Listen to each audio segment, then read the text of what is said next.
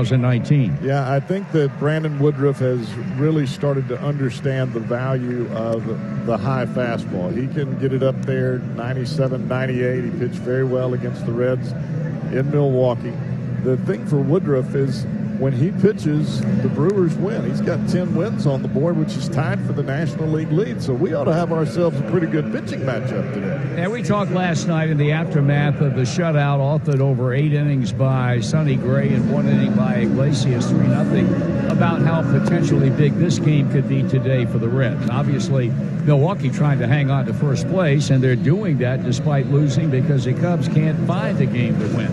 Still in all, for the Reds, they're now 4.5 back. They've drawn to within 4 games of 500. This would be some kind of major step forward today. It would be a huge step, especially with a day off tomorrow to enjoy it. And then you've got the Indians coming in for 2 ball games.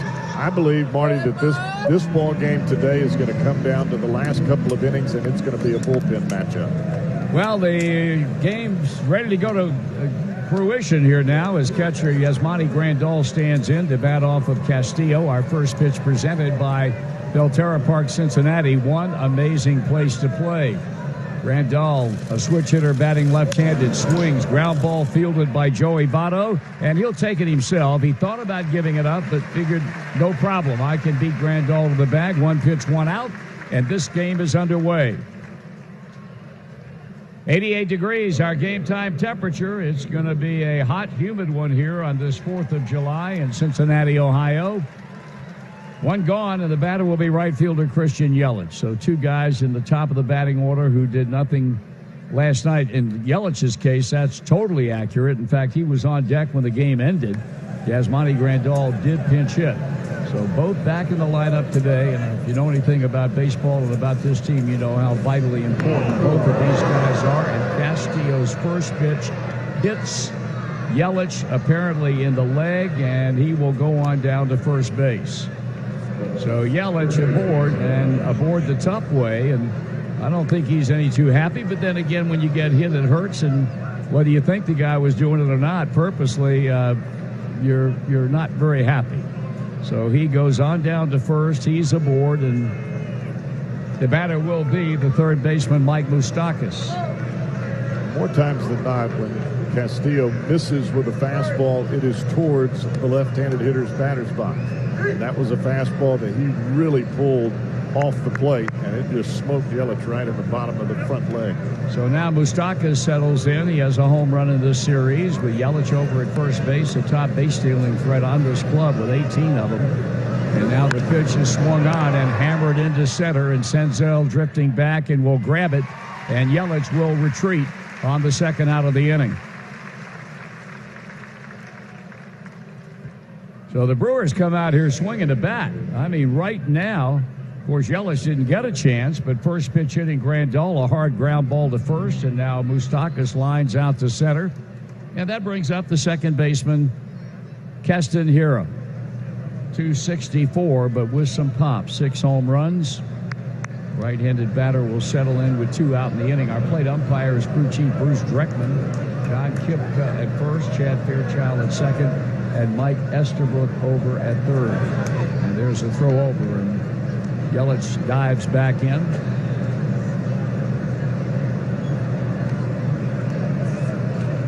Castillo trying to win his 8th game of the season today, and you probably are well aware of the fact he is the one single representative off this club to the National League All-Star team. He pours a fastball in there for a call strike.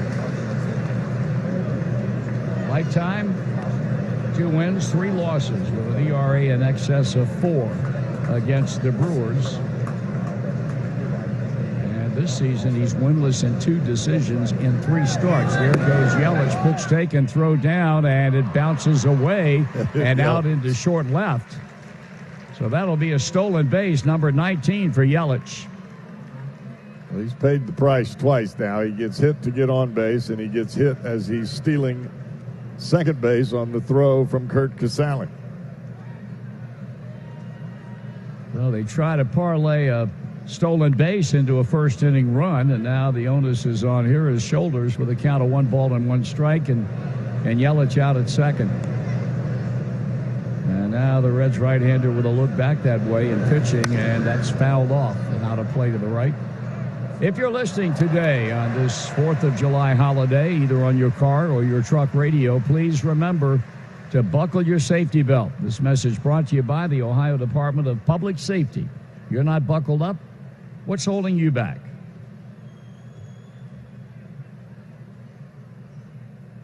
Castillo studies Casale, and back he comes, and it's way high to square things off at 2 balls and 2 strikes. Jeff mentioned the Reds have a day off tomorrow, and then we'll welcome in Terry Francona's Cleveland Indians for the first of a 2-game weekend series at 4:10 on Saturday, and then they'll wrap up pre-All-Star Game break action on Sunday. Inside, the 3-2 count.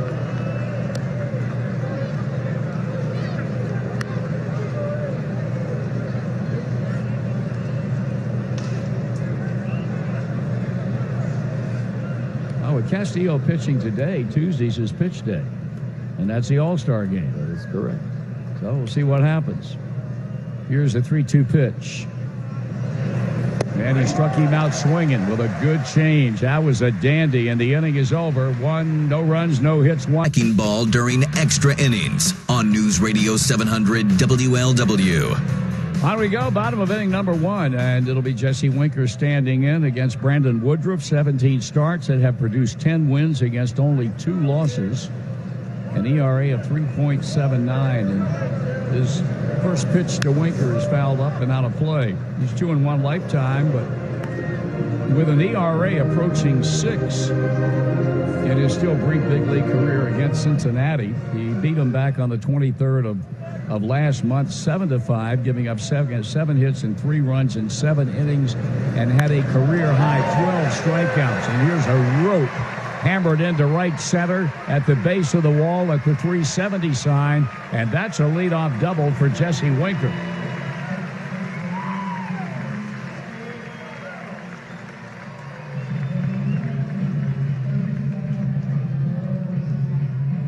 So the Reds apply a little bit of instantaneous pressure on Brandon Woodruff, and the batter will be Joey Votto.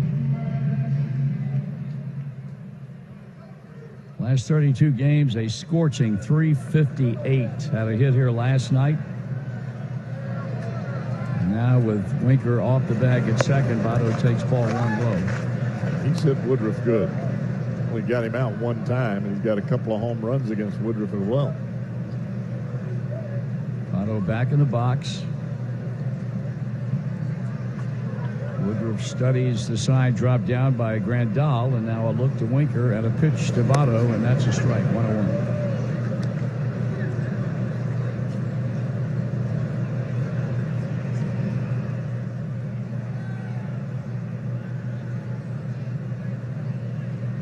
Woodruff with a 1-1 count. And Votto swings and lines off the glove of a leaping Moustakas, who thought he had it. On to third base goes Winker. It was a line drive, and Moustakas went airborne, got his glove on it, and after it ricocheted off and went out into left field, he looked at his glove as if to say, I thought I had that ball. I think Moustakas jumped too soon. Looked like the ball was down on the bat a little bit, maybe towards the label. I think Moustakas was reacting to a hard line drive, and it just, as he was coming down, he was trying to lunge for it. He just couldn't get there. So credit Votto with a base hit and put him at first and third with none out. And here's Eugenio Suarez. He had one of the 8 hits the Reds collected in their 3-0 win last night, an 8th inning double that set up their final run. But the previous 3 at-bats to that double were strikeouts. He fouls off pitch number 1. Brandon Woodruff out of the thriving metropolis of Wheeler, Mississippi. I'm sure you know where that is. Tupelo. Yeah, that's where he's born. That's right. Yeah. He and Elvis. What do they call Brandon, the king? Or the prince? Here's the 0-1 pitch. Swing and a miss. Fastball up. If he keeps striking out guys at this rate, he might be a king. 120 punch-outs in 102 innings of pitching. In fact, you got 2 guys here that are good friends with a strikeout. 0-2 the count. First and third, nobody out. And that pitch is up and in, a ball. Suarez comes in with 20 homers and 54 RBIs, and he's homered 3 times in the last 4 appearances. Trying to get Winker in from third base. Straightaway outfield, pretty much a straightaway defense on the infield, and that one is fouled out of play. And he'll hang around as Yasiel Puig waits in the on-deck circle.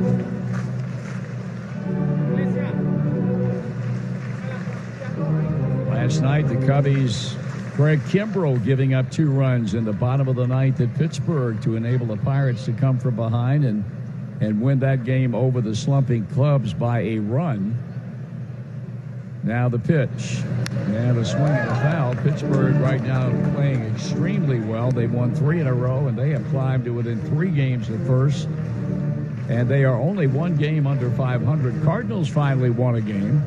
They beat the Padres to get back to 500. And they're in third place going into play today in the Central Division. 2.5 back. The Cubs remained a game back.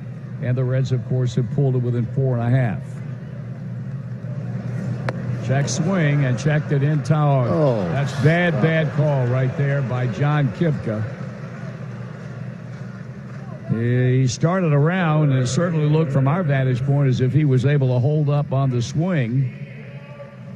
Oop. Maybe he did. Yep, he did. Good call by the umpire at first, and that's a punch out. And the batter will be Yasiel Puig. And boy, I'll tell you what, you cannot miss this opportunity in the first inning. If you don't do any more than get the runner in from third base, you have to score.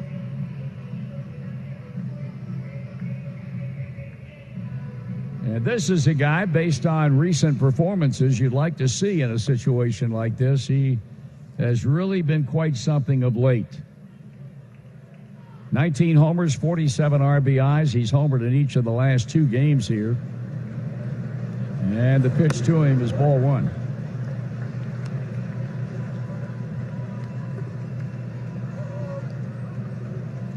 Winker doubled into the alley in right center. Then the base hit by Votto off the glove of a leaping Mike Moustakas at third.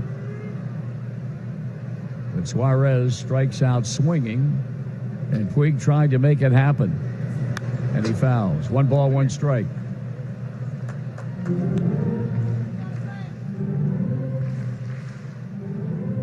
How big is Wheeler, Mississippi? There ain't nothing in Mississippi real big. I'm just going to tell you that right now. That ain't the question I ask you. Tiny. But I'll accept the fact that... Tiny. Tiny, okay. That'll work. 1-1 pitch. Here's a slow chopper toward third. That's going to get a run in and an infield single. And the Reds take a 1-0 lead. You'll take them any way you can get them. Long. Thank you very much. Number 48, RBI of the year for Puig. Scoring Winker, moving Votto to second. And bringing to the plate the second baseman, Derek Dietrich. You know, when you pull up to the intersection and you see the yellow light flashing, yeah, that's the main light on Main Street in Wheeler. Yeah, it's just flashing. Now, is it the kind of community where the graduating class would have 53 people or something like that? That's pushing it. It is. Okay, now I'm getting things in proper perspective here. Here's Dietrich. And he hits it hard into right. That's a base hit. That will load the bases. Everybody was frozen in time for a moment, and that's the reason why they advance only 1 base. So the hits just keep on coming here in the opening inning off Brandon Woodruff, and the bases are loaded for Nick Senzel, and Chris Hook, the pitching coach, is making that long walk from the third base dugout. Wheeler is one of those spots where your dad calls the teacher and says, Johnny's not going to be there today, because the crops are coming in, and it's an excused absence. So there you go. You're lying. I ain't lying. That's a fact. That's how it is. Of course, now, comparing high school years from Brandon Woodruff to Jeff Brantley, who went to a major metropolitan high school. Well, I didn't grow up in Mississippi. I was going to say, you grew up in Birmingham, Alabama, and you probably went to a fairly sizable high school, correct? One of the biggest. Yeah. The name of that school was? Hoover High School. Yeah. Now, you and Ted Williams had something in common. You both went to Hoover High School. That's big. He went to Hoover? San Diego. Yeah, that's a long way off. Yeah, really. Here we go. I didn't even know where that was in high school.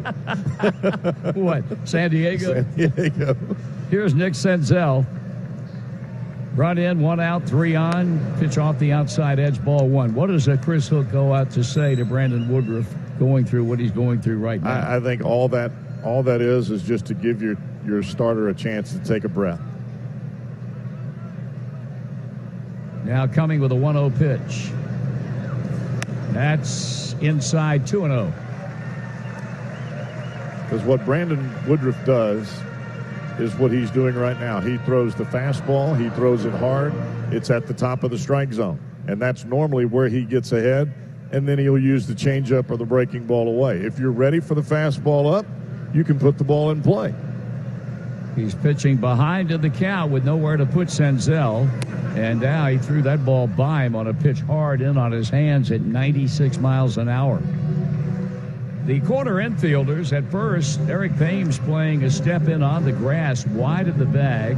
Mike Moustakas a couple of steps in back of the grass cutout and about even with the bag, while the second base shortstop combination looking for the ground ball. 2-1 the count. And a ground ball slapped to third. They go to second 1. They go to first 2. And the inning is over. 1-0 Reds as we journey on into the top of the second. Left-handed batting Eric Thames will start it off for Milwaukee. We're pleased to have with us our good friend, and we hope yours, from MLB.com, Mark Sheldon. Happy 4th of July, young man. Happy 4th of July to you. Happy 4th of July to you, Jeff. To you too, Mark. Hope you guys have a good night after the game. What's that got to do with the 4th of July? We're Fireworks. About our nation's birthday, and the implication was not a real good one. Well, I was thinking maybe you go out and watch some fireworks, but I think I'm going to take care of, enjoy my independence from being roughed up by you for a little while. Here's a 1-1 pitch. That was quick. That was very good. I give you credit. In fact, that's 2 things that you've done that I did. One of them, which I was not aware of, which I'm not going to ask you about because you just got real nervous right there. Yeah, you did. 1-2 to count. I know when not to cross the line. Thank you, sir. That pitch high and away, a ball. This ball club, seriously, trying to win his 3rd straight game against a club that occupies first place in the division. And all of a sudden, a series of events have occurred in the last 24 hours or so, a swing and a foul ball. This ball club is not real healthy right now. It's not. It's the one injury is a bigger blow is Amir Garrett going down with the lat strain. As good as he's been all year now, the good news is they don't think either his injury or the Jeanette injury are too serious. Right. I talked to Garrett a little while ago, and he said he kind of felt more like regular soreness, but it was enough that they wanted to go cautious. And then you got the All-Star break. That's 4 days right there, so it may not be a very long stint out of action. Now, Garrett's going on the injured list. Here's a 2-2 pitch, and that's fouled again by Thames. Scooter Jeanette has not. He had to leave the game because of left groin tightness last night, but I don't think you can discount that possibility for him either. You can't discount that possibility. David said at the moment that hasn't been discussed. The good news with Jeanette is that last night after the game, he said he did not feel the pop that he felt when he was really injured in at spring training in Arizona. So it might just be tightness, but you saw that play he made on Thames in the second inning last night. That looked a lot similar to the one that got him hurt in Maryville. Foul ball on a 3-2 count, and Eric Thames putting a pretty good at-bat here at the outset of the second on Luis Castillo. And the right-hander back with a payoff and struck him out swinging, and that's his 2nd strikeout. So 1 gone, and the batter will be the left fielder Tyler Saladino. So going back and trying to condense this whole thing, a real good chance that Amir Garrett will be with the club when they go to Colorado to begin a series next weekend. Yes. And Scooter Gennett, we'll have to wait and see. But even if it does result in going on the injured list with the All-Star break next week, that absence will not be anything of any great duration. I agree. At the moment, David seemed to think he was unavailable today, and they were going to use the off day tomorrow and then reassess Saturday. Right. Swing and a miss, 1 ball, 1 strike. Now, no, I'm not going to talk about it. I don't want to put you in a bad light today. I'm not going to have one more shot at you this weekend. Oh, what shot? I'm going to have another shot at you this coming weekend. I think so. I am. I'm going to be here. I don't know when the rotation. Who else is working this weekend? Whether I get a turn or not. Saladino strikes out swinging, and the batter will be Ben Gamble. I figured you'd take off the Indian series and have a really nice long break. No, I'm here. I'll be here, and I'll be going to Colorado. And Are you going to be in Colorado? Are they playing? Yeah. I'll be there then. All right. Well, I'm a little bit offended you would ask me that question. You and I can go mountain climbing or something. You go with somebody. Put that little guy on your shoulder and call him Marty and pretend I'm there. I'm in it. There's the first pitch for a strike. You're big in Denver, aren't you? Like Denver? I'm all about Denver. I know you are. Yeah. Good town. I am going to enjoy running up there. And yeah, see, it doesn't sit. I love the town, but the older I get, it doesn't sit too well for an old man with breathing problems. So I'll get through it, though. Test fortitude. Yes, sir. You know what I'm talking about. I got you. 0-2 the count on Gamble. A big swim party tonight at the Sheldon Mansion. Hopefully. Well, I hope it is, too. And God bless you for showing up today. And as always, it's a pleasure talking to you. Always great. Thank you, Marty. Give your boys our best. Yes, sir. All right, Mark.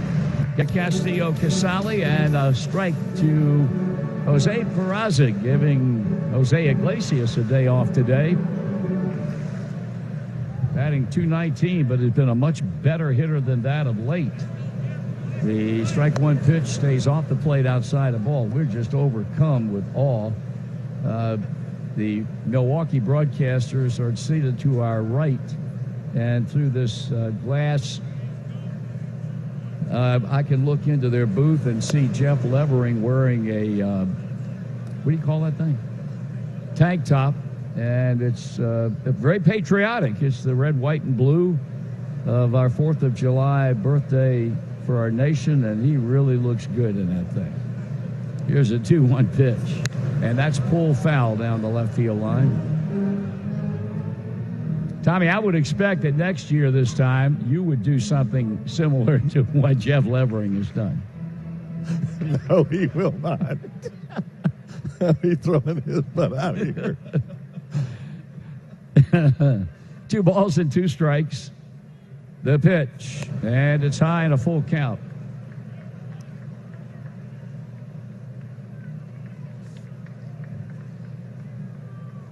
Last 17 starts, Peraza, a .288 batter. That's how well he's been swinging the bat of late. And now the payoff pitch to him, and that swung on and grounded to the right side, but the second baseman here makes a play and throws him out. Here's Castillo with 1 out. All right, folks. It is Cincinnati Bell Trivia Question of the Game Time. Text the word vote along with your answer of A, B, or C to 66128 for your chance to win a pair of tickets to the Reds Hall of Fame and Museum, a $25 Skyline Chili gift card, a $25 Dunkin' Donuts gift card, and a free haircut from Great Clips. All brought to you by Cincinnati Bell, connecting what matters. Swing and a miss on a high fastball. Who is the only pitcher, Marty Brenneman, in Reds history to get a base hit and score a run in an All-Star game? The only pitcher. Ewell Blackwell, which would be A.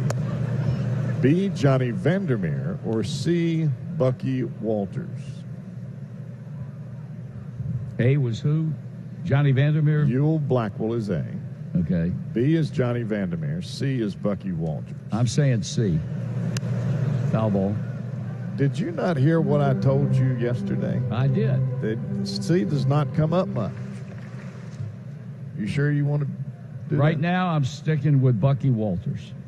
All right. Won't you think about that? I'm going to. And when we get to the 8th inning, All right. sooner than later, All right. we'll revisit that. All right. Strike 3 call. Second punch out for Woodruff. And the batter will be catcher Curt Casale with 2 down. Reds on Radio and Cincinnati USA Regional Tourism Network welcome Reds on Radio affiliate WSLM 1220 AM and 97.9 FM from Salem, Indiana today. For endless things to do all year long, stay close to CincinnatiUSA.com.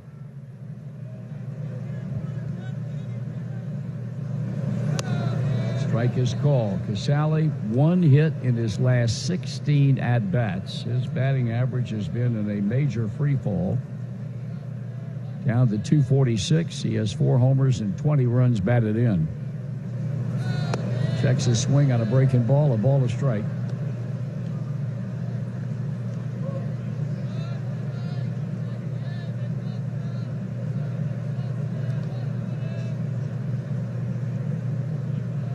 Woodruff readies himself on the mound, works, check swing, foul ball. I just think in the long run for the Reds, especially in the second half, when they get Tucker Barnhart back, it's going to be a boon for both of these guys. Yep.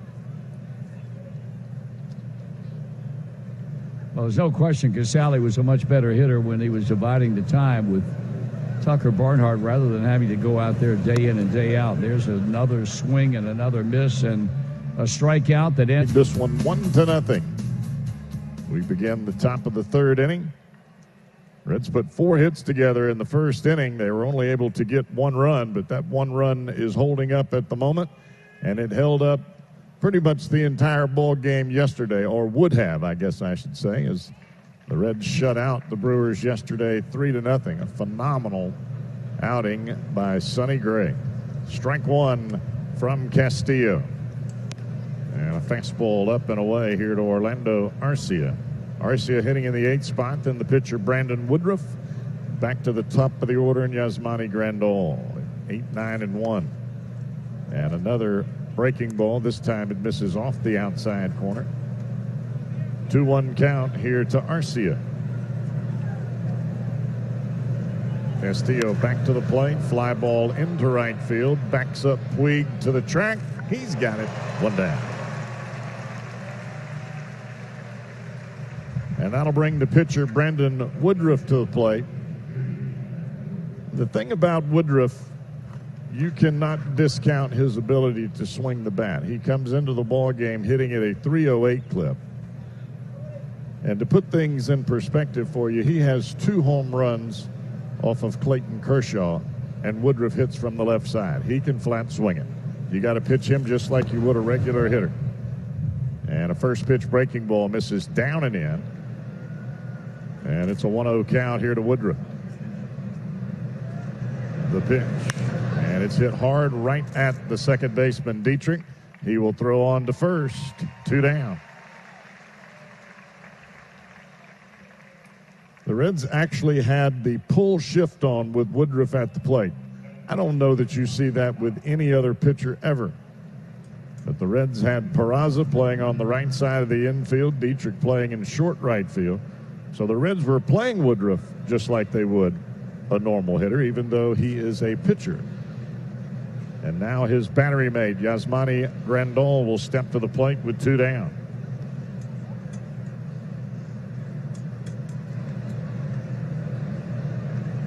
Castillo, the turn, the pitch, and a changeup. Strike right over the outside corner. No ball, 1 strike count. Grandal hit the first pitch of the ball game sharply right at Votto, and he takes a second changeup, this time off the plate away. And a 1 ball, 1 strike count. Reds play Grandal to pull. And a fastball right on the inside edge. Grandal did not like that call at all. But he's down in the count, a ball and 2 strikes. Pull on the infield, slightly shaded the other way with Senzel in center field. Here's the 1-2. And a fastball well up above the strike zone, and Grandal not offering at that one.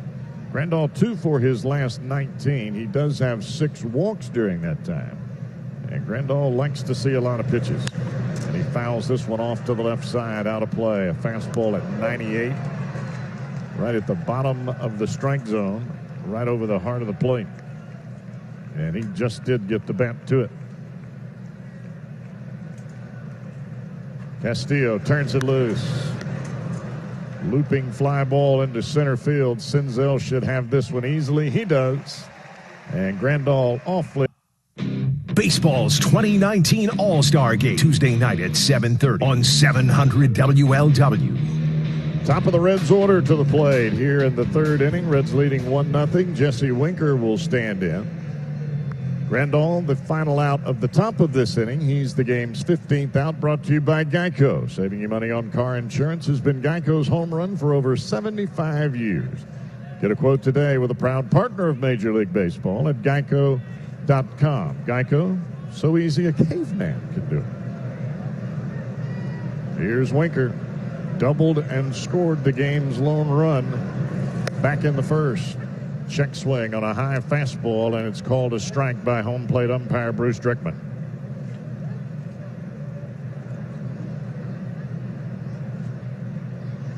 Winker has swung the bat awfully well when he has started the ball game. He is 1 for 1 here today, hitting at a .412 clip in his last 9 starts.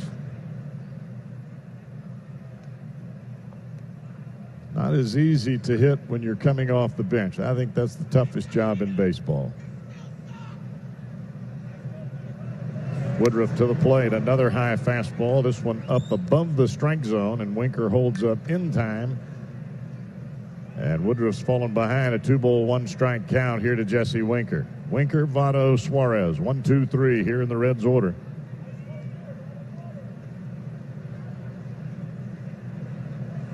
Woodruff eyeballing Grandal. The pitch fouled straight back. A fastball down and away from Winker.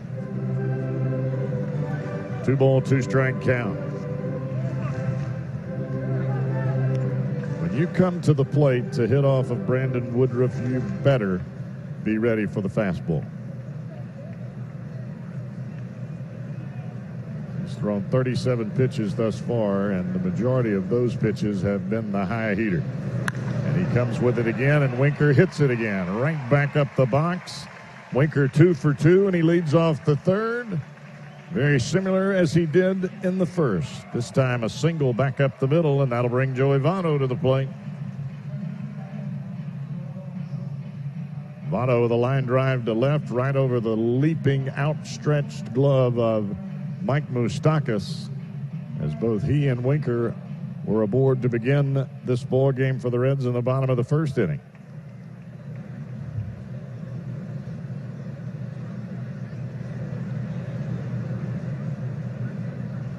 Woodruff out of the stretch, back to the plate. Fastball upstairs. Votto bends back just slightly, 1-0.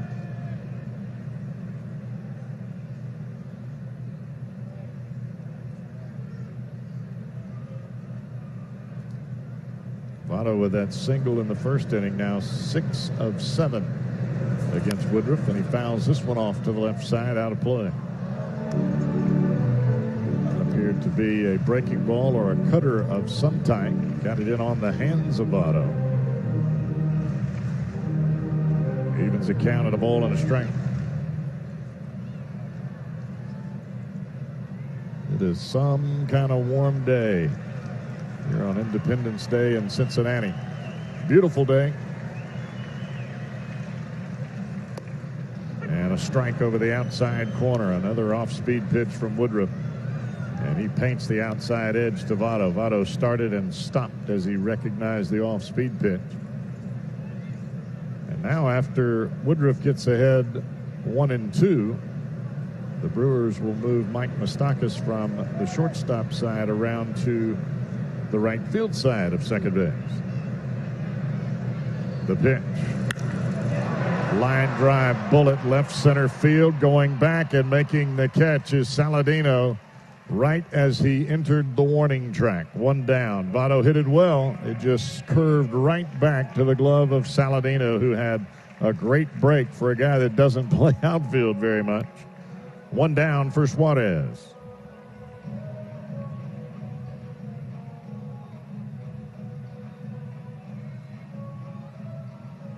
Winker about halfway on the drive by Votto, and he's back to first base. And now the Reds look to Suarez to try to move things along here. 5-game hitting streak coming into today. Suarez struck out in his first at bat. He takes a strike over the outside corner, a breaking ball.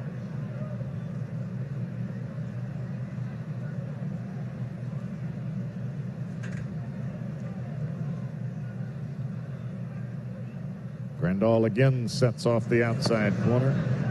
And another hard breaking ball down and away. This time Suarez lays off. And that'll even the count at a ball and a strike.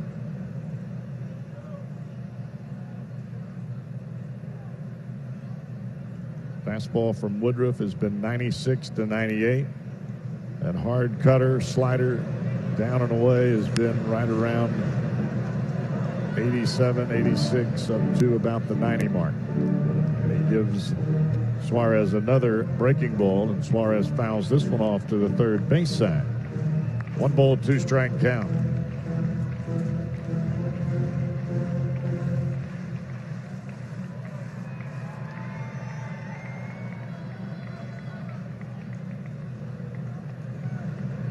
The pitch, up and away with a fastball.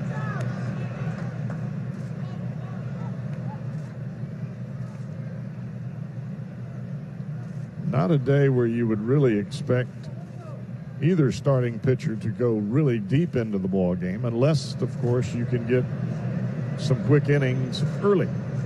Castillo has been able to do that. And a check swing foul, and that fooled Suarez. Almost looked like Suarez was looking for the breaking ball, and he had to take an emergency swing right at the last second. Fouled it right over the top of the head of Yasiel Puig, who is standing just to the left of the on-deck circle. 2-2 count. Woodruff will check Winker at first base. And back to the plate he comes. Swing and a miss. Got him with a high fastball. And he has struck out Suarez for the second time here this afternoon. 2 down.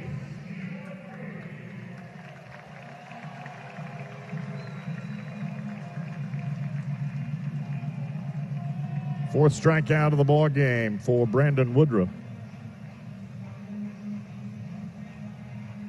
Looked like the Reds had him in trouble in the first inning. They did have him in trouble. But he was able to get a double play ball off the bat of Nick Senzel. And that tightened things up for the Brewer right-hander. Only allowed 1 run in that first inning. Only run in the ball game that has been scored. And Woodruff starting to settle in a little bit. Puig trying to change that luck here. And he takes a breaking ball just off the outside edge, 1-0.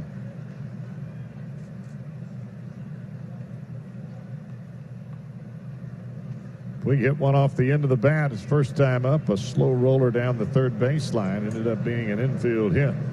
And got home a run as well. The pitch.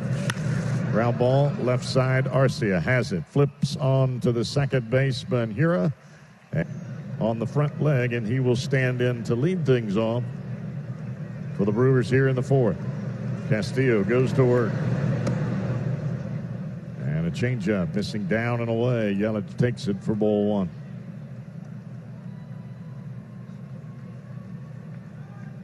.328. 31 homers, 67 RBIs. This one popped high into the air, into right field. Back is Dietrich. He is underneath it. He has got it, and there's 1 down.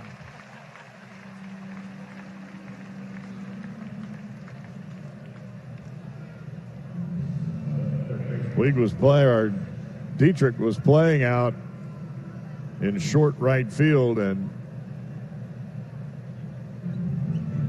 you could see the two joking around, as Puig could have very easily caught that ball as well as Dietrich. But Dietrich was camped underneath it.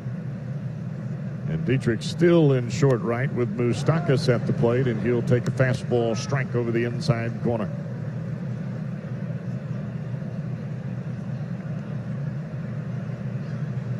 The 0-1 from Castillo. That one's well in off the plate. A slider down and in. Moving the feet of Moustakas, leaving the count at a ball and a strike.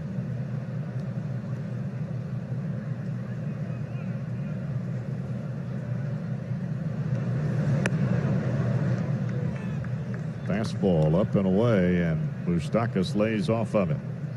Just above the top of the strike zone. The pitch. Swing and a miss. Good pitch by Castillo. Change up inside. And Moustakas spinning. Got to be an awfully rough feeling. You think it's a fastball. You swing with everything you've got. The bat comes clear through the zone and the ball's not there yet.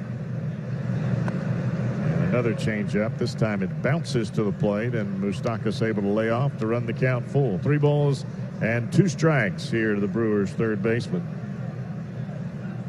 Lazy fly to center his first time up. And Castillo trying to put him in the books again. The 3-2 pitch. Swing and a miss. Got him on a changeup, tailing away. 2 down.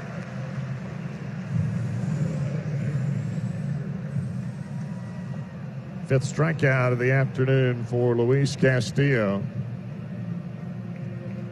That's now 10 in a row for the Reds right-hander. Keston Hiura, strikeout victim his first time up. He was a victim of that dreaded changeup as well.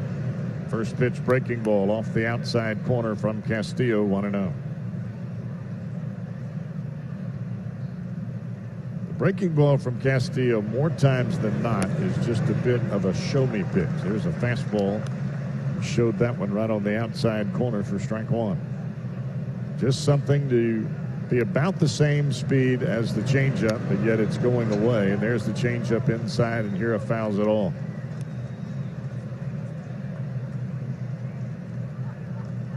And that's the benefits of having a third pitch. You can show it. You don't have to get hurt with it. But it sets up the other 2. Fastball upstairs, a little bit too good of a pitch on 1-2 as Hiura fouls it straight back.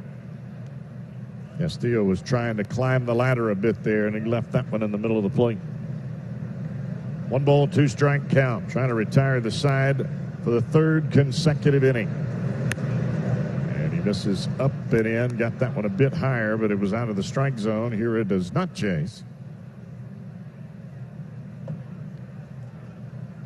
2-2 pitch coming.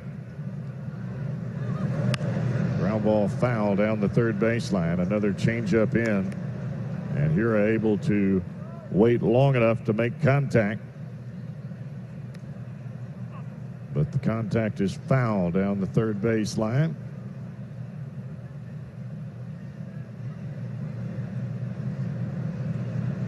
Castillo, he works quick. And that one's up and in, and it hits the second baseman for the Brewers. A fastball tailing right in on, looked like it caught him on the front shoulder. Second base runner of the ball game for the Brewers. Both have been hit by a pitch. Yelich in the first, and now Hiura with 2 outs here in the 4th. That caught him on the front elbow.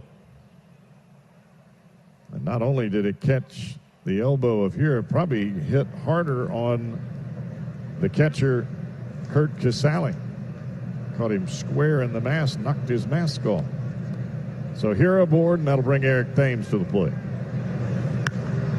Fly ball, first pitch, very shallow center field. Camped is Senzel, and the inning. McConnell Magic. Mike McConnell tomorrow morning at 5 on 700 WLW.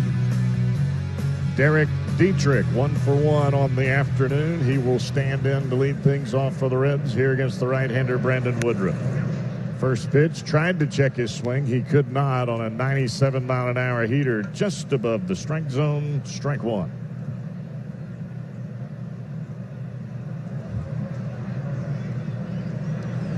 Woodruff stands with the glove right in front of his face, and here he comes again. Breaking ball down and in, and that one fooled Dietrich. Swing and a miss, strike 2.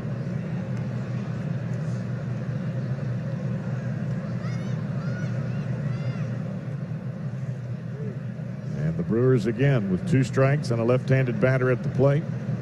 They will play 3 infielders on the right field side of second base. The 0-2 pitch, fouled back behind the plate. Another fastball up in the strike zone. Woodruff, for the most part, with that fastball, is going to throw the ball right about your hands, maybe just a little bit lower. And he's going to challenge you to go up there and get it. It is a strike, and it has got some giddy up to it. Ground ball, right side, short right field. Here quickly on to Thames. He'll make the play, 1 down. In a normal baseball alignment, that's a base hit for Derek Dietrich. But the way that teams play the shift now, you hit the ball hard to the right side. What would normally be between the first baseman and the second baseman, it is no longer a hit. It's a dead out unless you hit it over the second baseman's head. And you better hit it hard so it'll drop before it gets to the right fielder. Here's Nick Senzel. And he takes this one right between the first and second baseman into right field. That's a base hit. First pitch swinging Senzel, and he's aboard with 1 out for Jose Peraza.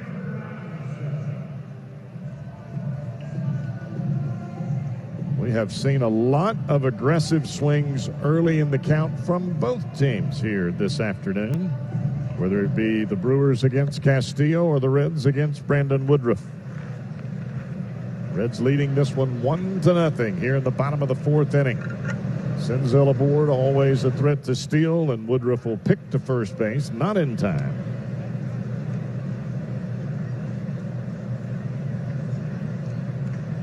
Senzel with 8 stolen bases on the year. Puig leads the club with 13. Long hold, and Senzel started and stopped. Fastball misses out of the strike zone, 1-0.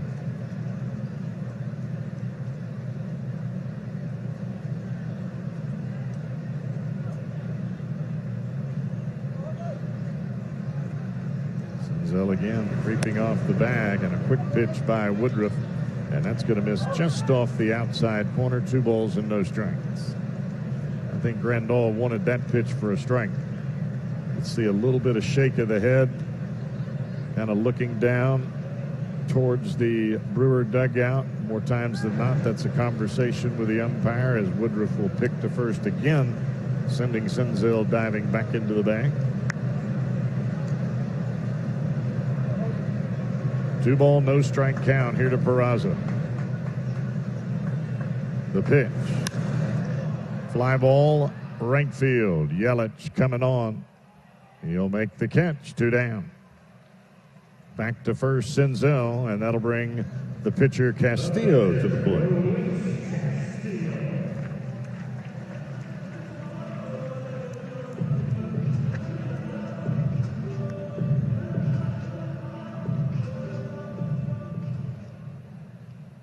Castillo struck out looking in his first at bat. Woodruff turns it loose, swing and a miss. He chased a high fastball right at the top of the strike zone, right over the outside corner. No ball, 1 strike count.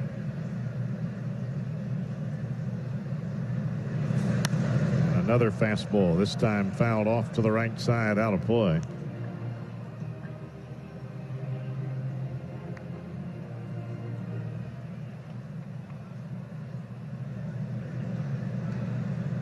Got both starters today steadily throwing at 95 and above with just about every fastball. Well, not just about, with every fastball that comes to the plate. We've seen a few 98s from Castillo here early in this ball game. Same with Brandon Woodruff. Hence the 1-0 ball game. Another 0-2 pitch coming. That's going to be a weak ground ball to the right side. Hero will throw on to Thames and WLW.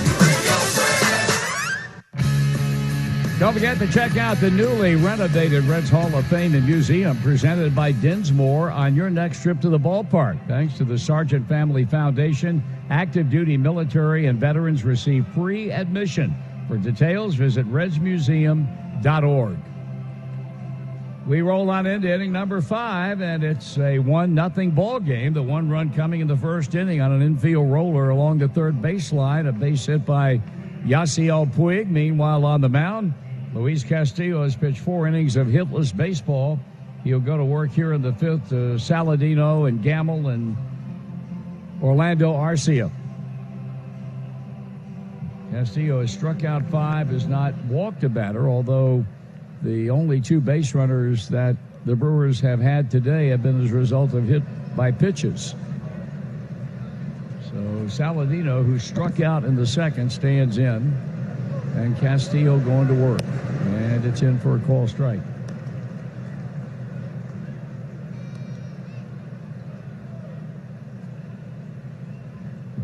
The 0-1, and that's a chopper in front of the plate, pounced upon by Casale, and his throw down to first in time. 1 out. Fans at Kroger, it's easy to place your order online and pick up at the store. Try it today at Kroger.com. Big grill out day today. There again, in the Brenneman family, grill out is 365. I like it. 10 degrees outside. It can be 100 degrees outside. I'm grilling. But this is a big day for such things as that. So if you're in a bind for time, give Kroger a call, give them your order, and they can get it together, and you can pick it up and be done with it. First pitch in for a strike to Ben Gamble. And a chopper again. That's in between the mound and the plate. Now it's Castillo's turn, and the throw is in time, and they're 2 out.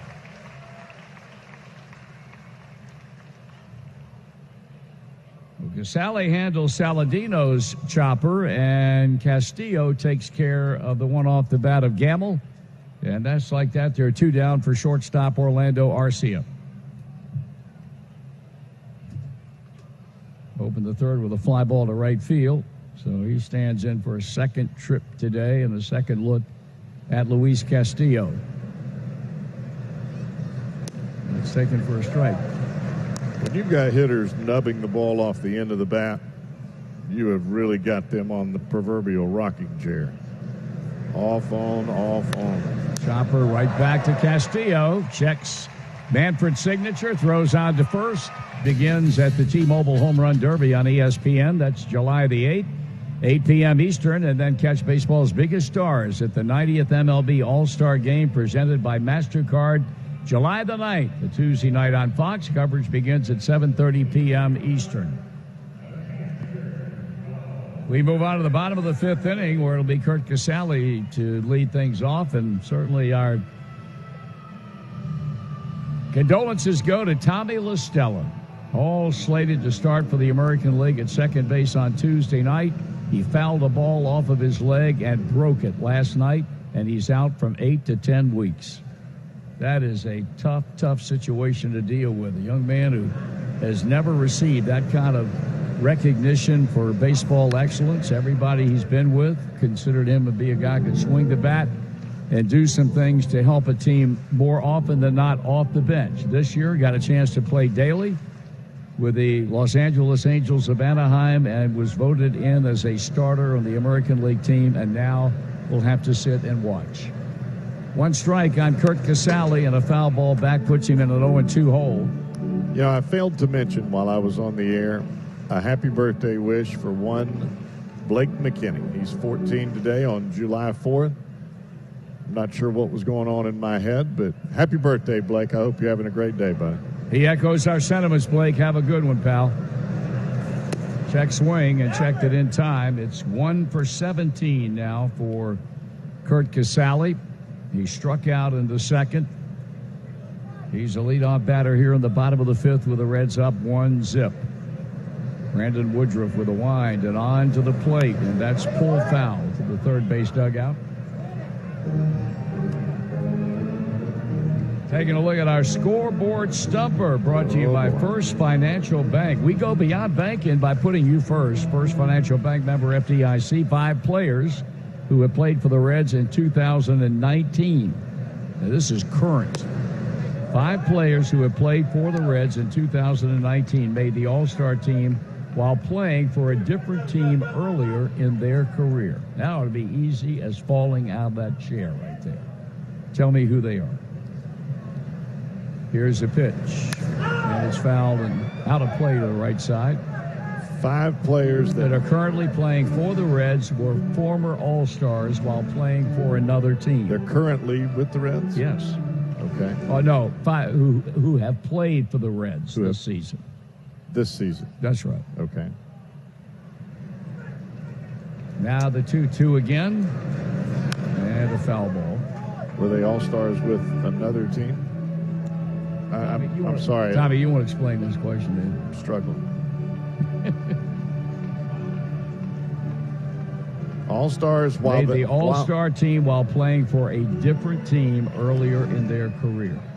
But they're on our team now. Or they have been this year. Okay.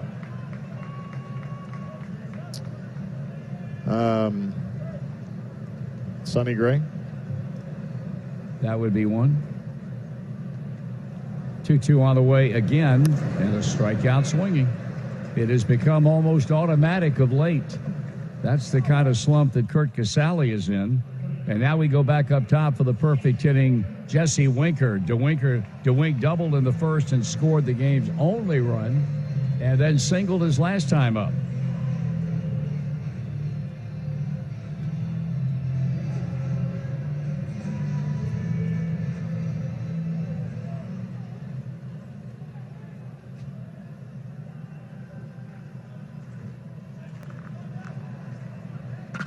The Peanut Gallery has thrown out a name, Zach Duke, and that would be correct.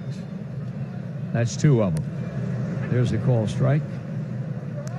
Zach Duke was an all-star with the Pittsburgh Pirates 10 years ago. He was a starter back then. Yep, he sure was. And a pretty good one. Yes, sir. Jesse Winker down a strike.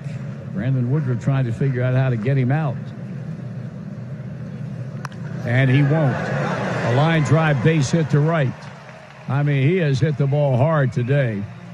And he's 3 for 3. And now it'll be Joey Votto, who's had 2 good at-bats, a single, a line drive that Mike Moustakas may well have mistimed his jump. The ball hit off of his glove and went into left. And then he ripped one to the warning track in left center, a ball flagged down by Tyler Saladino.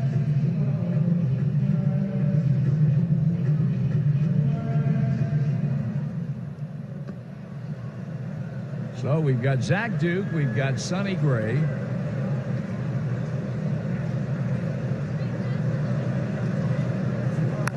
Check swing, roller left side. There's a pickup and the quick throw on to first in time. That throw was high from Moustakas, but it got to him so quickly that he had time to go up and get it and come back down before Votto got to the bag. Meanwhile, Winker moves into scoring position at second. Now, is this a player or could it be a coach? Pardon me? Does it have to be a player or could it be a coach? It said player. Okay.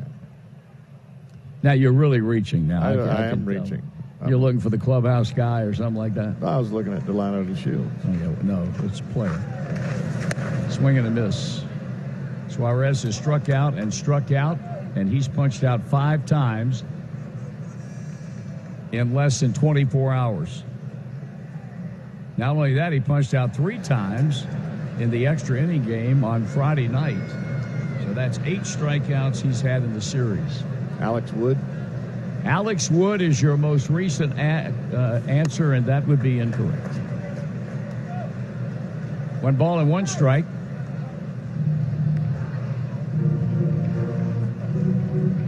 An all-star with another team, huh? Correct.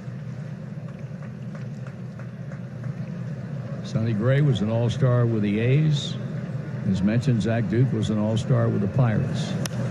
Fly ball hit back into center. It'll be grabbed out there by Gamble, and the inning is over. No runs, a hit, one left. We go to the sixth inning, 1-0 with the sixth. Brandon Woodruff leads it off and takes the first pitch strike. So these boys are still mulling over the question. 5 players who have played for the Reds in 2019 made the All-Star team while playing for a different team earlier in their career. 1-1 the count, and Woodruff, as Jeff mentioned back in the third, can flat swing the bat. You pitch him like a position player. He waves at it, the change up in on him. You got Zach Duke, you got Sonny Gray, and you got Matt Kemp. Kemp did it 3 times in 11, 12, and 18 for the Dodgers. All the other 4, their strikeout swinging, made an All-Star team while playing for a previous team only once.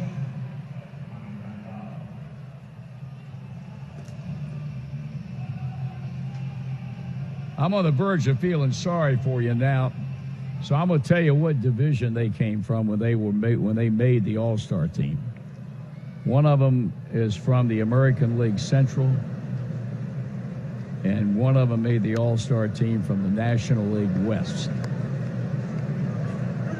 I can't help you. No. Puig? Thank you. I honestly did not think he'd ever made the All-Star team. He made it in 2014. And Iglesias. Which one? Jose. That clue helps you then. Yeah. Oh. That was like slam dunk. Call strike 2-1. I did not know that. So Duke in 09 with the Bucks, Sonny Gray in 15 with the A's, Jose Iglesias in 15 with the Tigers, 2-1, foul ball. Matt Kemp, we said 3 times while a Dodger, and Yasiel Puig 5 years ago with the Dodgers. Rich, you had a good question there, pal. We like that question.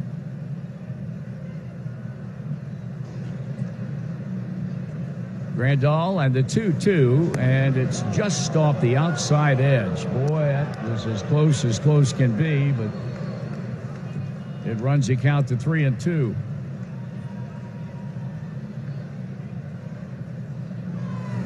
Strikeout swinging. Fastball that time. Grandal's madder than a wet hornet. He was mad when he got out his last time. Now he's really mad. 7 punch outs. And now we'll go to work on Christian Yelich.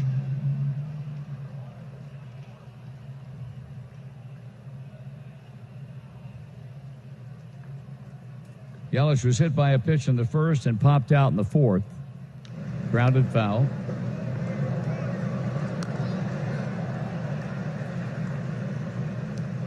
So we see some ominous clouds rolling in from behind us.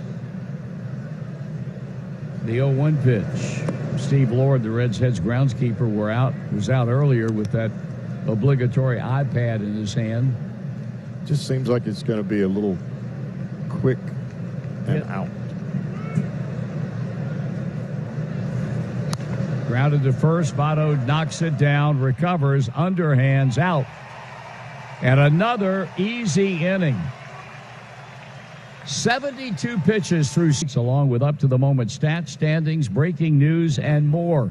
Download MLB At Bat today. It is your #1 app for the Cincinnati Reds. Yasiel Puig, who's driven in the game's only run. And he checks his swing on a pitch in from right-hander Woodruff, ball 1.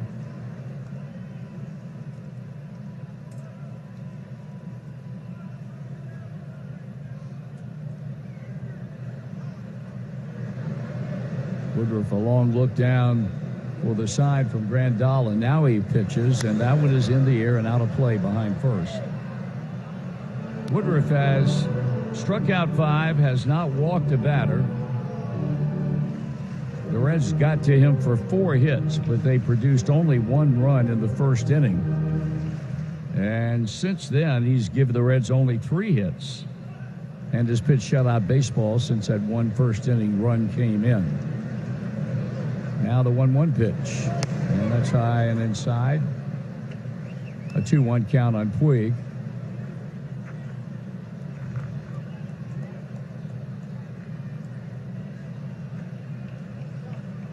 Yasiel slowly climbing back into the right-handed batter's box.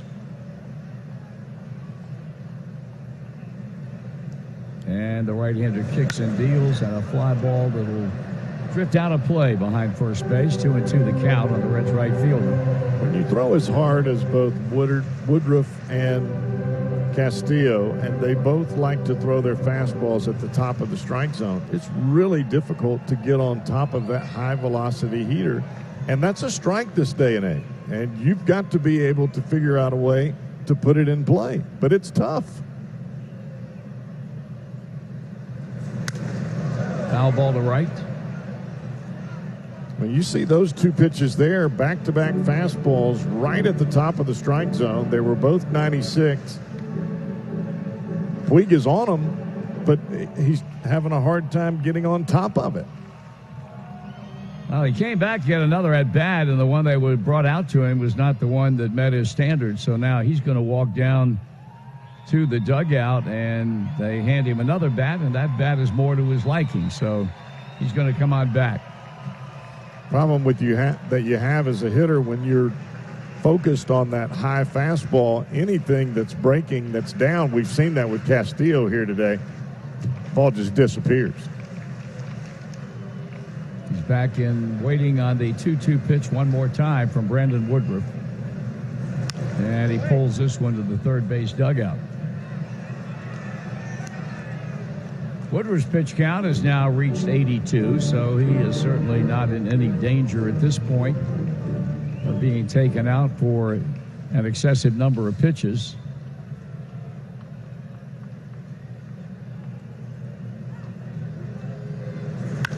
Grounded by the mound, shortstop to his left. Arcia bends down to pick it up and throws him out.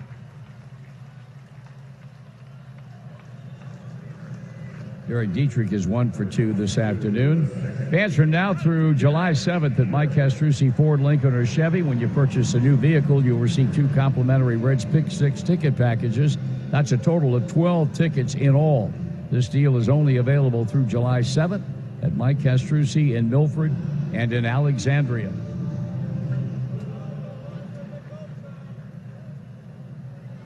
Derek Dietrich sitting on 18 home runs. Inside ball one. And now he kind of looked at that elbow, thought maybe I can talk my way into having get hit for the 17th time, but plate umpire Bruce Dreckman said no, ball one. And he had to strike.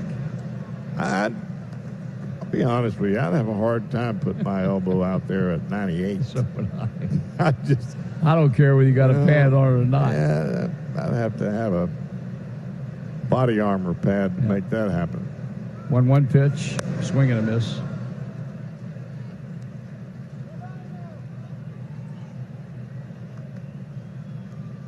Now Mike Moustakas will swing over to the right side of the infield, and Arcia left by himself on the left side.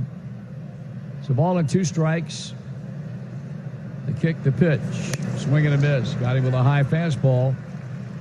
That's a pitch Jeff's been talking about, and that time it gained the measure of Derek Dietrich, and will bring up Nick Senzel with 2 out. There's no more need to eat out when you can enjoy the ultimate appetizer from home with JTM's new Craft House Creations beer, cheese, and pretzel bites. Find his favorite game day snack in your grocer's freezer. JTM, let's create great dishes together.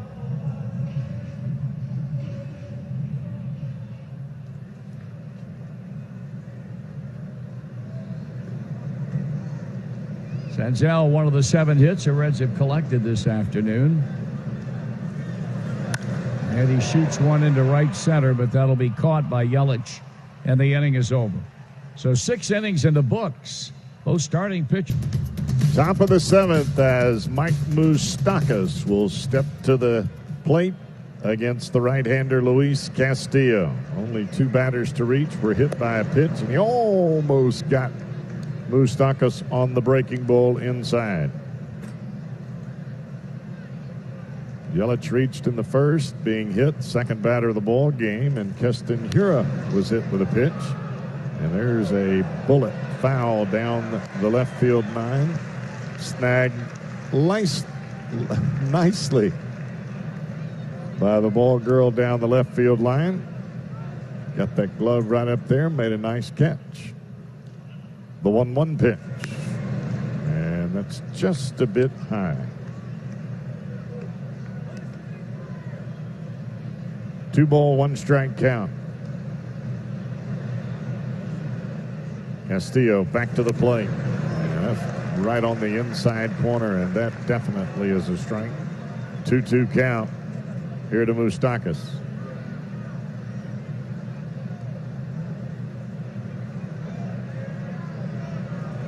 Back to the plate. Swing and a miss. Got him on the changeup, down and away. That is back-to-back pitches of brilliance. A fastball right on the inside corner for a called strike, and then you put a changeup right on the outside edge away. Talking 12, 13 miles an hour difference on each side of the plate. That's when you know you got it working. Line drive, center field, first hit of the day for the Brewers, and it comes on a first pitch to Keston Hiura. So 6 1/3 innings of no-hit baseball for Luis Castillo here on this afternoon. And Hiura takes a fastball right back up the box.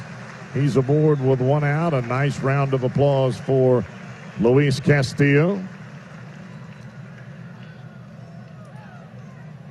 And now you got a guy at the plate that can hurt you with 1 swing of the bat, and that would be Eric Thames. The pitch. And he pops it up right field. It's carrying, it's drifting back, going to the wall, and Puig makes the catch right at the base of the wall. We've got a bit of breeze that has begun to flow out of right field, and when that ball went up, I got a little worried. He did not hit it hard. He hit it high into the air, but it made Puig go all the way back to the base of the wall to make the catch. 2 down, and here's Tyler Saladino.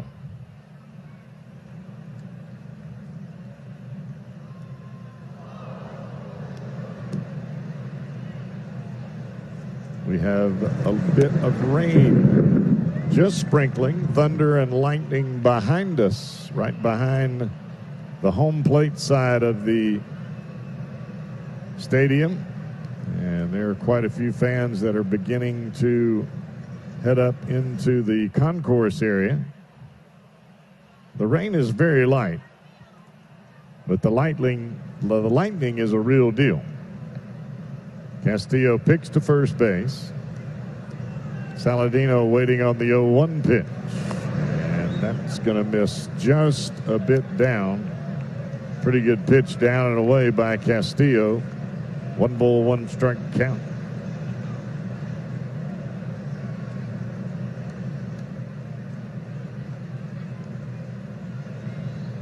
Back to the plate. Ground ball foul off the third base side. Changeup tailing down and in, and Saladino a bit out in front of it. And now down in the count, a ball and 2 strikes. 2 down here in the 7th for the Brewers. Reds leading this one 1-0. The 1 run came all the way back in the first inning. Ground ball left side, backhanded Suarez. The throw in time, and the Brewers are out. It is still 1-0. Bottom of the 7th coming up here on the Cincinnati. The Brewers have used him starting. They've used him out of the bullpen. And he pours in strike 1 over the inside corner. A breaking ball catches the inside edge. And a no ball, 1-strike count.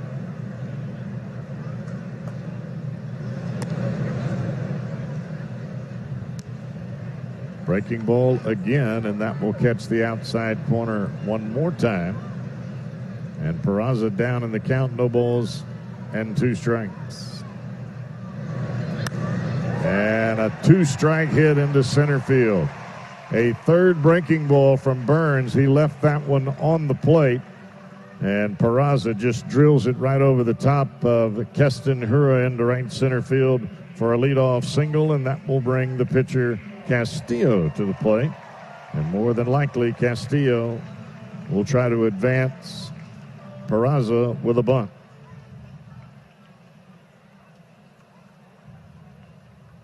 Bunt the ball to the first base side. Thames will be late getting there. He's got to hold on Peraza. The pitch. And it's bunted foul. It's to the first base side, but it goes towards the Reds' dugout. No balls and a strike.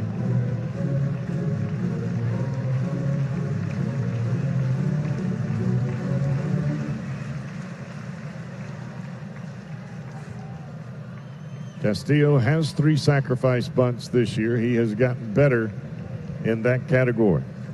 And he squares again, the pitch, and he takes it for strike 2. 97-mile-an-hour heater down and right on the outside corner. Even if you bunt the ball hard at the first baseman Thames, the chances of him turning and throwing to second with Peraza running are very slim. You just got to get it into fair territory. And a bunt foul, and that's going to be a strikeout for Luis Castillo. 1 down, and Peraza will return to first base, and that'll bring Kurt Casale to the plate.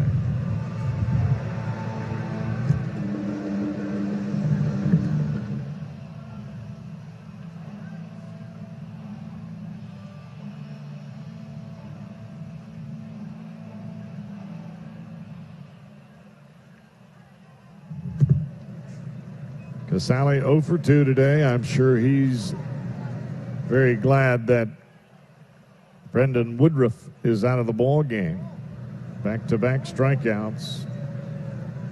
1 to finish the 2nd inning, 1 to lead off the 5th inning.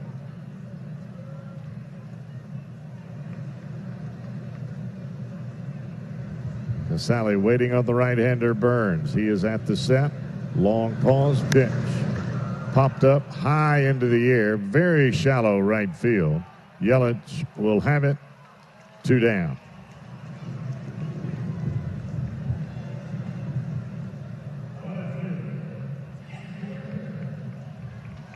And really hear some thunder off in the distance.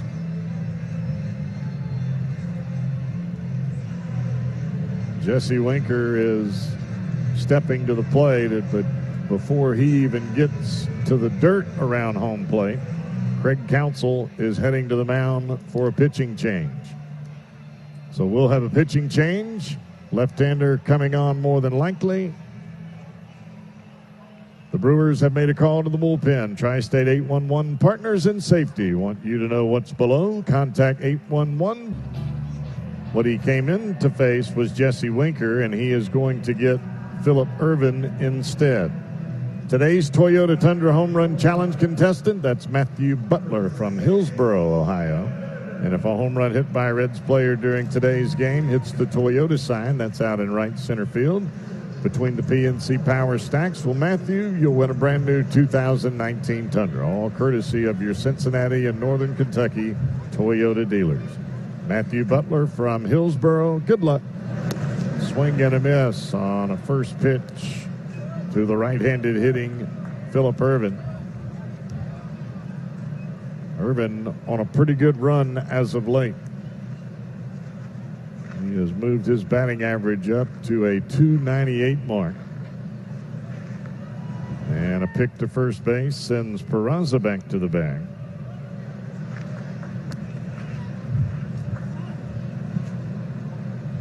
Two down here in the 7th.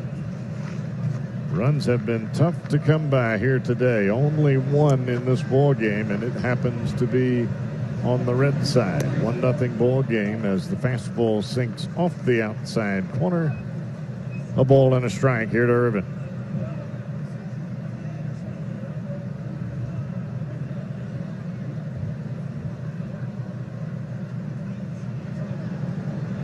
Claudio with the set. And a swing and a miss. Change up.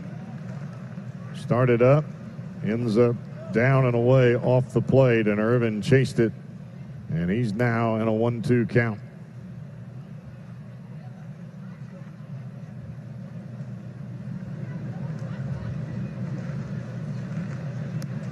Claudio, a whole lot of body movement. Shakes the glove, and he picks to first base and sends Peraza back to the bag again.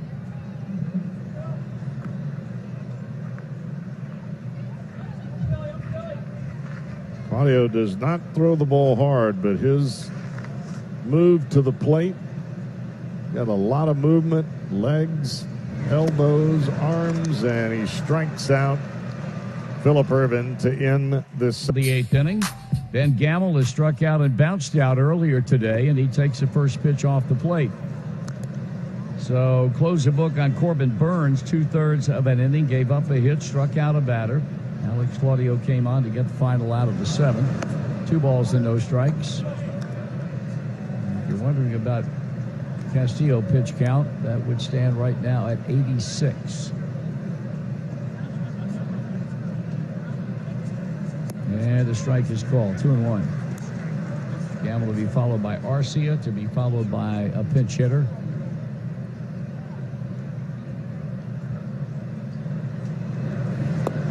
Swing, and it's a 3-1. No, he went. Third base umpire Mike Esterbrook said, yep, you did. 2-2. Michael Lorenzen throwing in the Reds bullpen at the moment. 2 balls and 2 strikes. And now a 3-2 count. That ball really got away from Castillo. That was high and wide. Goes without saying, a game like this, you got a 1-run lead. You don't want to walk the leadoff batter. Make him get on the tough way, and there's strike 3 call on the outside corner.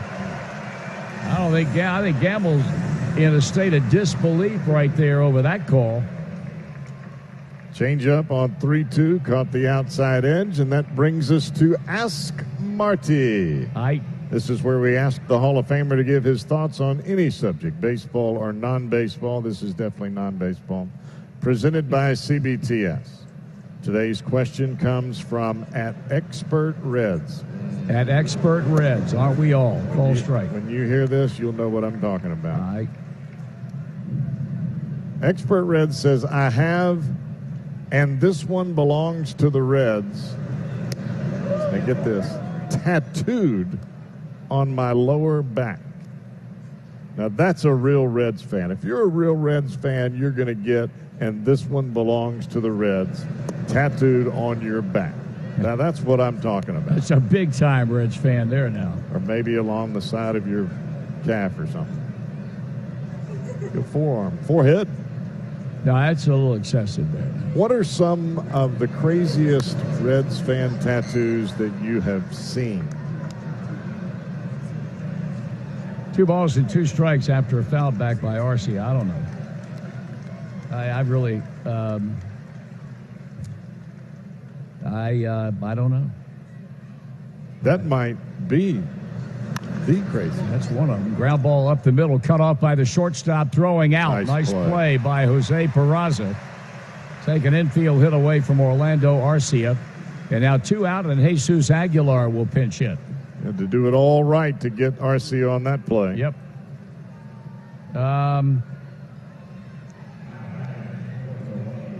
You think there are people out there that have like a Pete Rose tattoo? Oh, yeah. Yeah. I think there are people that have an actual tattoo of a rose, a flower, with his name or number or both underneath it. Yeah, I don't think there's any question. That's raining a little harder Yes, now. it is. And this kind of rain where it's coming straight down right now. Ball 1 to Aguilar. And they are heading for cover. It's one of those Sunday afternoon thunderstorms on Thursday. And the count is 2 balls and no strikes. That's big rain. It is big rain. It's big drops. Wet, too. If you were not, they're going to pull it. They're going to pull it right now. They are going to cover it up because it is pouring down rain at 4:06 on this July 4th Thursday afternoon, and the grounds crew now going to do what the grounds crew does and does without exception, a level of excellence, and that's get that field covered right now. They were able to play an inning or so in the very light rain, but not now. And they put the message on the big boards, both in left and in right. The approaching storm front does include lightning. Fans are advised to move to the concourse for your safety. And so now they are rolling that tarp out over the infield, and it's a scene that we've seen played out all too many times over the course of these many years. And the question now looms as Jeff goes to the radar. It won't be here long. That's what I'm talking about. So they are going to cover it up, and hopefully it won't be very long. We're in the top of the 8th inning with 2 out, and the Reds in front of the Milwaukee Brewers 1-0. And we'll take a quick look at what's going on elsewhere in Major League Baseball this afternoon. A lot of afternoon action, as you might expect, on July the 4th. In fact, we were talking about that very subject before going on the air today and wondering why there would not be night games played more so on July the 4th than afternoon games. And I forget which wizard came up with the correct answer. Was that Yid? Or the logic that there are fireworks and people would like to combine baseball in the afternoon with fireworks at night? And that makes a lot of sense. And they were able to do that here last night. Yes, they were. That's exactly right. So this afternoon, games that are currently underway. In the top of the second, the Indians have a 1-0 lead in Kansas City. While in the top of the 6th inning in Chicago, Tigers 7, White Sox 2, a day after the White Sox won a doubleheader from the Tigers. They are just underway in Pittsburgh, Cubs and the Pirates. Minnesota, Oakland, also Minnesota batting in the top of the 1st. And a final out of Washington, the Nationals have defeated the Miami Marlins 5-2. St. Louis and Seattle getting underway right about now. Final game of that series, while the Yankees in Tampa Bay will start in about an hour down in St. Pete. And then there are 4 night games tonight: Boston, Toronto, Philadelphia, Atlanta, the Angels at Texas, and San Diego at Los Angeles. And then, of course, a number of clubs, the Reds included, and the Indians will have an off day tomorrow before they hook up for 2 games, one Saturday, one Sunday. Then, of course, tomorrow night, we've got the big birthday bash, rockin' 150th birthday bash for the Redlegs here at Great American Ballpark. We would anticipate a big crowd of fans showing up with all sorts of things going on. There will be, the culmination of it will be the concerts with very talented groups, including Bronson Arroyo's group, that will begin at the stage on the field around 8 o'clock tomorrow night and will continue one after the other. But before that, there will be picture taking. There will be all sorts of great food to partake of. All stadium access, right? Yep, everything is stadium access. The only thing, however, that will be conducted on the field will be the concerts, and I believe, and don't hold me to this, but I think running the bases also will be a part of a first ever event ever held by the Reds, and we'll see what type of reception they have here tomorrow night at Great American Ballpark. So we're officially in a rain delay, and this is the kind of rain that looks like it's not going to disappear overnight. Is this a small cell, a small band? It just looked like it was just going to rain a little bit and disappear. That was on the radar. Yeah. My eyes tell me different. Yeah, well, we're going to disappear too, and we'll be back, and hopefully come back to finish things off. The nicest thing about this, the level of comfort that we derive from this current situation is that, 1, it's an official game, and 2, the Reds have a 1-0 lead. So we feel good about those things. But we're going to send it back now to our stations along the network line, and hopefully it will not be too far down the road before we'll be back and wrap this broadcast up, and hopefully what will be a 3rd straight win by the Reds over Milwaukee. It's a Reds 1, and it's a Brewers 0 in the 8th inning under a rain delay on the Cincinnati Bell Reds Radio Network. I'm with my good friend Linda Antis. In the bullpen in front of the cameras and trying to figure out exactly where the mechanical issue was, or just release point issue was, causing some of the problems with his ability to locate the fastball. It could be fatigue, could be mechanical. Hopefully it's all set here today. Aguilar, of course, we talked about him throughout the course of this year. Every time these two clubs have gotten together, he was just outstanding last year. A guy that had a hard time getting playing time while he was in the Indians organization. And because of an uncharacteristically poor 2019, he has been relegated pretty much to an extra player on this ball club. Last year, he had 274 with 35 home runs and 108 runs batted in for the Brewers. But right now, playing second fiddle to Eric Thames, and in this role, he's a pinch hitter for the pitcher Alex Claudio. So now they look around and smile at each other and nod at one another and waiting for the clock to hit the hour that they said this game was going to resume. And now, very slowly, the big right-handed batting Aguilar gets back in, and Hernandez throwing the 2-0 pitch with 2 out and nobody on here in the 8th inning, and that pitch is taken for ball 3. 1 hour and 9-minute rain delay.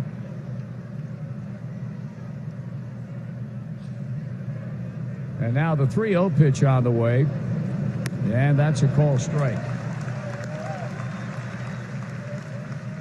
Reds scored way back in the first on an infield base hit by Yasiel Puig, and that has been the extent of the scoring in this ball game. 3-1 pitch, swung on and fouled back, and a full count. Well, as you said, Raisel Iglesias is now throwing in the Reds bullpen. Well, if you operate on the assumption that he can get Aguilar out, he meaning David Hernandez, he'll have Grandal, Yelich, and Moustakas to deal with at the top of the 9th inning. Now the payoff, and he walked him and almost threw that pitch to the backstop. So that is charged to Castillo, and the batter now will be Yasmani Grandal.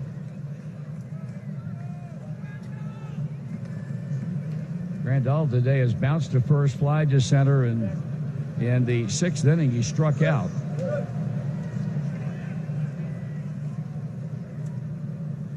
And I don't know what's going on now. They're going to get a pinch runner into the ball game. They got Bruce Treckman's attention from the third base dugout, and now they're going to run somebody else out there to give them a bit more foot speed than they currently have in Aguilar. Zach Davies, a pitcher, coming out of the dugout and will run at first base, and now Grandal will bat. Again, that walk charged to Castillo, and should that run score, that would be charged to him.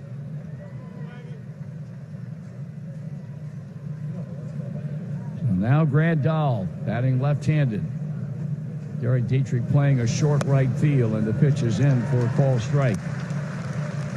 1 run, 8 hits, no errors up to this point in time for the Redlegs. No runs, 1 hit, and no errors for Milwaukee. The only Brewers hit was a single by the rookie second baseman Keston Hiura in the 7th inning. A clean single up the middle into center field. Grandal taking 1 ball, 1 strike. Right now, a fairly breezy wind blowing out toward left field. The last remnants of the rain cell that we had come over and hang around. Here's a foul ball back. And it's a ball and 2 strikes. Cubbies leading the Pirates in Pittsburgh 4-3, trying to salvage something out of what has so far been a winless series. And out in Seattle, the Mariners have a 4-3 lead on the St. Louis Cardinals. The pause and the pitch. Grandal swinging and fouling it back again.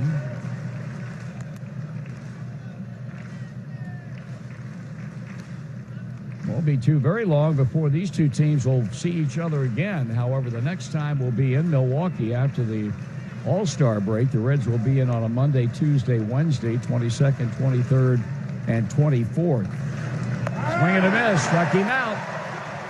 That takes care of the 37th time, a 2-1 record, a 3.65 ERA. Former starters pitched exclusively out of the bullpen here in 2019. On a game such as this, Brewers are already into their 4th pitcher, and it's only a 1-0 game. Brandon Woodruff went 6th, and Corbin Burns 2/3 of an inning, Alex Claudio a third, and now Guerra comes on here in the 8th. He gets Joey Votto. And Guerra, making his second appearance in the series, turns it loose, and Votto takes ball 1. Our Cincinnati Bell trivia question way back in the second inning was this. Who is the only pitcher in Reds history to get a base hit and score run in an All-Star game? Correct. Ewell Blackwell, Johnny Vandermeer, Bucky Walters. Yes, sir. Here's a 1-0 pitch, and that's a strike. And I said Bucky Walters. You went with the dreaded C. And I'm going to keep it. All right, let's have a look. It is C. Very good, my man. You know why I stay with it? Why? Because I knew it. Oh, did you really? Well, there you go. Yep. The 1-1 pitch. Check swing, ball 2.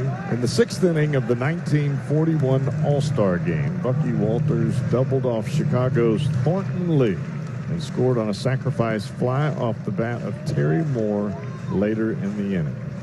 Now, here's the sidelines to that story. I had Bucky Walters and Thornton Lee over my house. Oh, did you really? Yeah. No way. Yeah, we talked about it.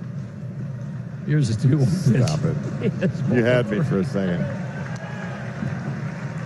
1941. Show me. I was a year away. 3-1. Nobody had any idea what was coming. It's a day game. I'm just not as. I know. You're out of your element right now. I understand that. I like nighttime. I know. 3-1 pitch. Ball 4. Votto's walk. That was not even close.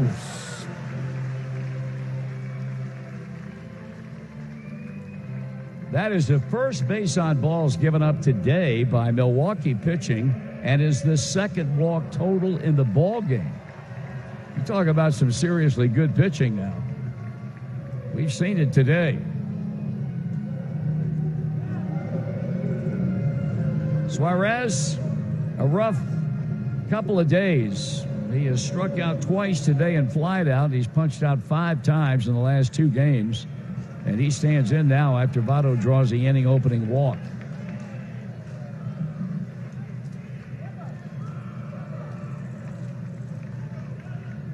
Guerra with a long hold and delivers a first pitch strike. You know, I would have no problem with a couple of extra runs here at the bottom of the 8th. No, not when you're looking at the lineup that they were going to be running out there in the top of the 9th. Leading off with Christian Yelich. Guerra raises the leg and delivers, and Suarez takes a ball. 1 ball and 1 strike. Reds were able to get a couple of runs late in last night's ball game to add to their 1-0 lead. Nothing like doing it 2 days in a row. 1 ball and 1 strike. Outfield straight away and deep. Guerra very methodically goes about his business on the mound and now works, and that's a swing and a miss. Puig coming up next. We talked at the outset of this series, and especially after the Brewers won the first game 8-6, how they had once again dominated this series here in 2019. After the Thursday night win, they had won 7 of the first 10. The Reds win this game today, it will only be 6-7, with the Brewers having a 1-game edge in the 13 between the 2 teams. Ground ball to third. And Moustakas to second and on to first. And that is a double play. Taylor made. That ball was hit sharply. It was hit slightly to the glove side of Mike Moustakas. And he throws to Hira. He turns it over to first. And the 2-out batter will be Yasiel Puig.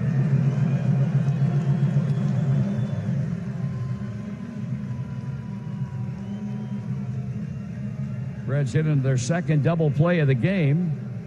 And now Puig, who's 1 for 3, but the 1 hit continues to be a big one because he topped one along the third base line. It was clearly an infield hit, and it enabled Jesse Winker to come in and score the game's only run to date. So Guerra sets and delivers the first pitch to Puig. And he misses in. Western and Southern Financial Group wants to strike out cancer all season long. Every time a Reds pitcher strikes out a batter, Western and Southern will make a donation to the Barrett Cancer Center. As Western and Southern says, when it comes to fighting cancer, we are all in this one together. 2 out, bases empty, bottom of the 8th. Check swing, foul ball, a ball, a strike. That's back-to-back fastballs well in off the plate. That was a ball, but Puig just couldn't get the bat out of the way.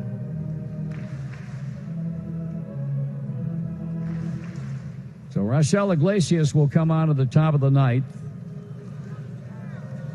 He finished off last night's game, hit a batter, but got the side out to protect a 3-0 lead that turned into a 3-0 win. And now the 1-1 pitch. And a ground ball up the middle, fielded by the second baseman. The throw in time, and the inning is over. No runs, no hits, no errors. Nobody left on. Top of the 9th coming. Second consecutive ball game. Iglesias coming on for the 36th time, looking for his 16th save on this afternoon. Reds have made some defensive changes. Jose Iglesias is off the bench to play shortstop, and Jose Peraza has moved from short to second. So Derek Dietrich out of the lineup, and the Reds have the 2 Jose's forming now the double play combination as we go to the top of the 9th. And here is Christian Yelich. He was hit by a pitch in the 1st. He popped out on the 4th. He grounded out in the 6th. The pitch from Iglesias, ball 1.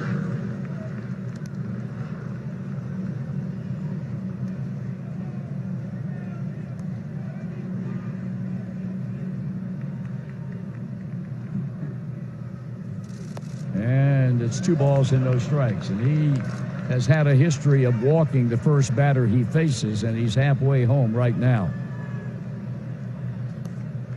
You've got Moustakas on deck, so 2 big-time home run threats right out of the chute. And there's a swing and a foul, and Yelich was spinning on that pitch.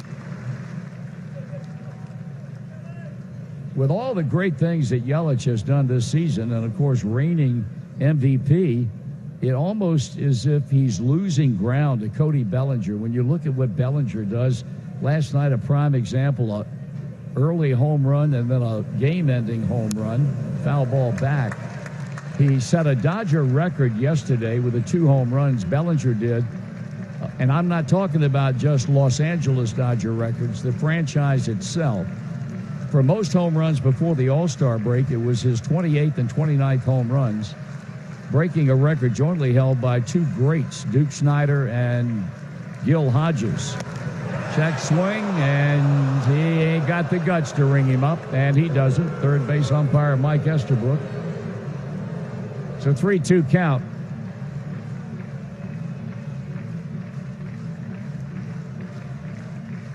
Yelich taps the plate with the head of the bat as Raisel Iglesias checks down for the sign. Now the payoff pitch on the way, and there's a rocket into right center field.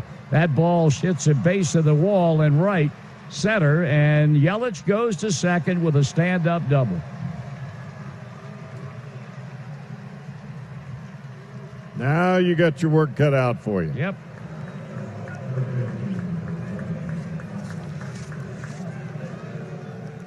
Batter will be Mike Moustakas. He has flied out and struck out twice.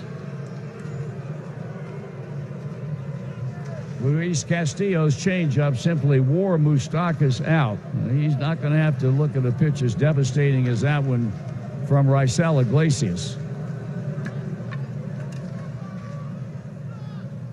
Only the second hit of the game for Milwaukee, but it's a leadoff double by Yelich, his 18th two-base hit of the season.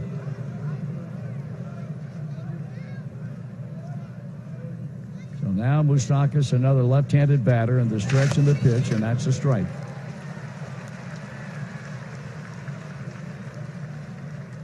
Obviously looking for a base hit that would tie the game up, but short of that, something that would enable Yelich to go to third base. So it's a twofold challenge for the guy on the mound. And that one is fouled back, and Iglesias now with a count of no balls and 2 strikes. You get this out, without Yelich advancing to third. And now you're in a much better shape than you are at the moment. Both of those first two pitches, fastballs right over the inside corner.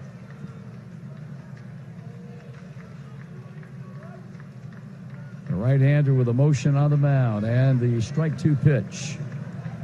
After the look once and twice at Yelich at second, here it comes, and he pulls it foul, and he hit that ball hard between the bag and the coaching box at first. It's a good setup pitch if you're going to the changeup now. You throw two fastballs in, a breaking ball that breaks in off the plate. You get Moustakas spinning. You can either go up higher than high with a fastball, or you can make the changeup dive away and see if you can get him to chase for strike three. No balls and two strikes and holding. Moustakas now, Keston Hira waiting in the on-deck circle, and Yelich leading at second base with nobody out here in the top of the ninth, and another foul straight back.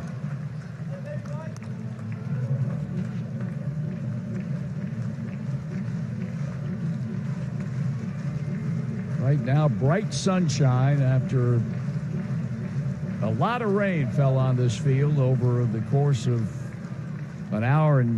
around an hour, and then, of course, the game got underway an hour and 9 minutes after the delay took effect. The pitch. In the dirt, a nice stop by Curt Casali. It's 1 ball and 2 strikes.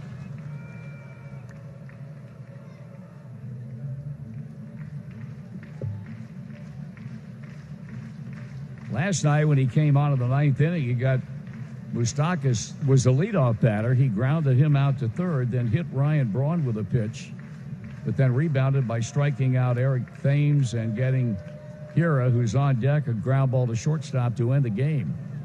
So it was a lot easier than right now, and a ground ball pull foul at first.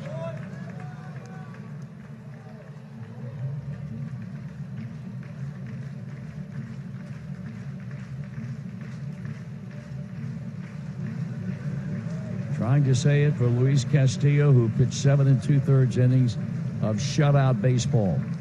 And now time has been called as Castillo, or rather Iglesias, is visited by Curt Casali. Shortstop to the 6. Jose Iglesias to the 6. No, they went straight up. Straight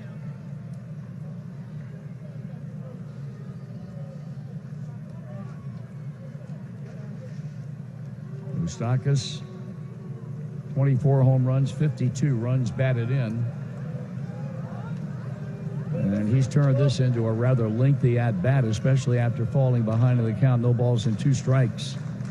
Fouling off a number of pitches, waiting and pitching at a high fly ball into shallow left near the line, and caught. And no, he didn't. Yes, he did. He made the catch. Philip Irvin. What a play by Irvin. He reached into the stands amidst a sea of hands looking for a souvenir and was able to pick it out of that sea of hands. And the umpire was right on top of it, Mike Estabrook, and signal out. Well, he went way in there. That's a great play. It was an outstanding play by Philip Irvin to eliminate one dangerous hitter. And I don't know what Craig Counsell was contemplating doing, because it was a clear catch. There was no semblance of interference. Might have been had he not made the catch, but he did. So 1 out now, and here's Hira, who had the first hit of the game for the Brewers, and that was that single into center in the 7th inning.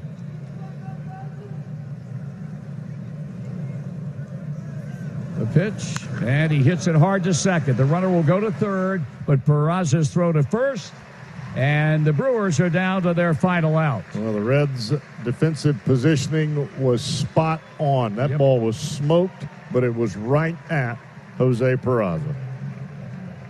So now with 2 down, it'll be the left-handed batting first baseman Eric Thames with Yelich at third base here in the top of the ninth, and the Reds hanging on to a 1-0 lead.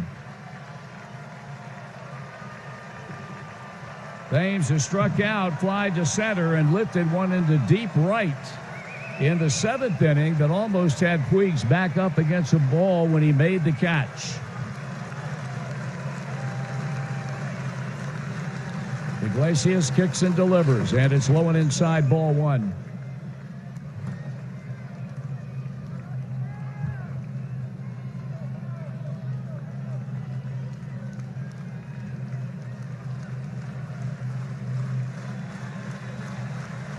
Yelich taking a short lead down at third. Reds have shifted to the pull side of the right side of the infield. Here's a high fly ball headed towards center. Senzel is there, but Puig cuts in front to make the catch, and this one belongs to the Reds. Cincinnati has won the final 3 games of a 4-game series against the division-leading Milwaukee Brewers, and in so doing, they have drawn to within 3.5 games of first place in the division. They do it for the second day in a row.